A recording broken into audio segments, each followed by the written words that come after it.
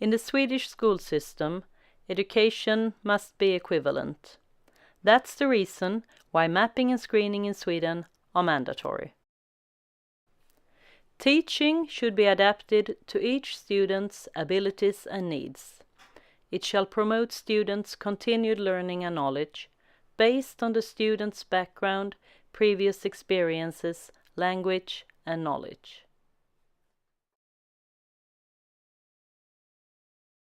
Mapping and screening of young newcomers is part of the process when a young newcomer arrives in Sweden and begins their education.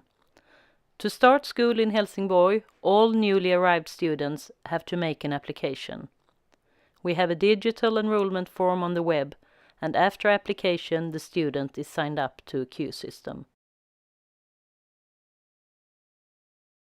New legislation in 2016 insists that a newly arrived student's knowledge must be evaluated.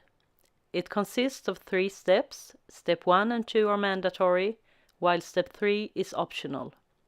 Step 1 is a pedagogic mapping that aims to give a picture of the student's background, language, experiences, digital competences, and prior knowledge.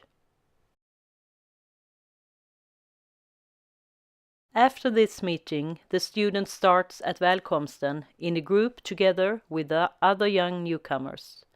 During 2 weeks, the main focus is evaluation of knowledge, but we also focus on speaking the new language. For example, how to introduce yourself in Swedish. Digital media is used as a support. Screening in literacy and numeracy are one-to-one sessions and are led by a mother tongue teacher or a math teacher. Assessment in literacy focuses on reading and writing experiences and also includes a reading comprehension test. Assessment in numeracy focuses on the young person's ability of using mathematical thinking. During the assessments, the teacher makes notes and observations, which are then recorded digitally. Healthcare screening is part of the process at Välkomsten. Our school nurses meet all the students for a healthcare screening, but also with a certain focus on the student's mental health. If needed, the young person can have contact with a doctor, counselor, or a psychologist.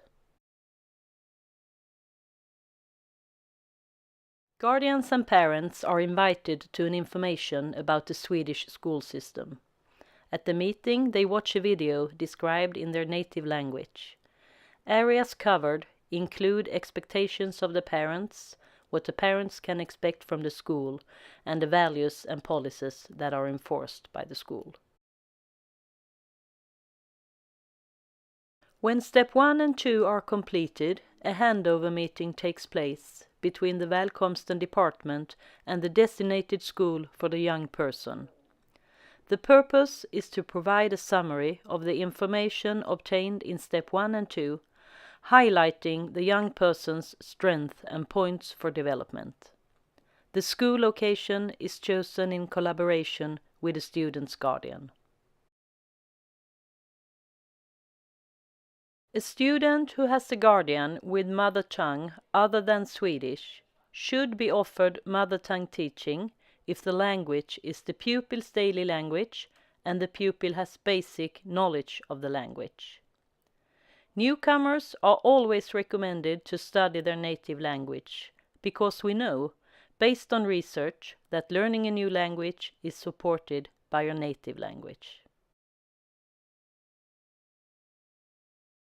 If children and young people who recently arrived to Sweden are not able to follow the lessons in Swedish language, they are entitled to receive special support in the mother tongue or in their strongest language.